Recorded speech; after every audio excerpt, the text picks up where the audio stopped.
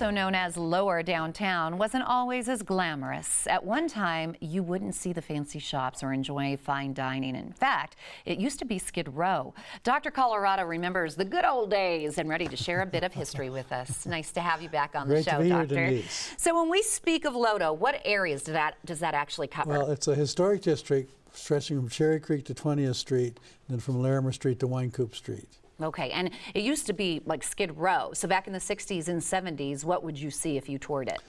Guys like this down there. Oh. It was a lot easier to park then. It was free parking and no shortage of it, and maybe 1,000 derelicts living in what's now a huge historic district. Any main businesses down there? Tattered Cover has been one of the stars moving in. Wow. And here in the old days, it was pawn shops and bars like you see here. Yes. Oh my goodness. Those are great photos though.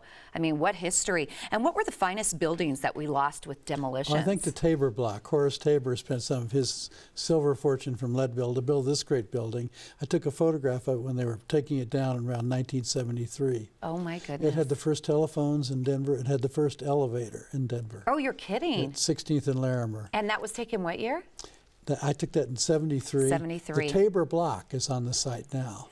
And how has the historic changed, Lodo? I mean, the historic district. They've really worked hard, and it's beautiful now. Right. What it did was to stop demolitions. It looked like that was going to just become one big parking lot for the central business district. But this prohibits demolitions and gives people tax incentives and funding to restore older structures.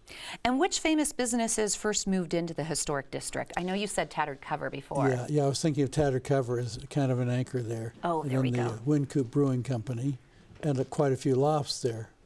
Yeah, look at that. Oh my goodness. What's special about Denver's Warehouse Row now? That's the Warehouse Row we see on the screen right now, and the fact is everything is left. Nothing has been torn down. When Paul Goldberger, the great architectural critic for the New Yorker, came to town, we showed him Park Meadows, Flatiron Crossing, Republic Plaza, but he thought the greatest thing was having saved all of those warehouses. Isn't that and nice? now they're all happily recycled. Thank goodness. You can find out more about Dr. Colorado. Always go onto his website. It's drcolorado.com, drcolorado.com. And I want to ask you, since you're the big history buff, about Wine Coop Brewery. It wasn't always so nice. Was it called Wine Coop at one time? Yes, but Governor John Hickenlooper loves to tell a story that he did not want to promote wine in a brew pub.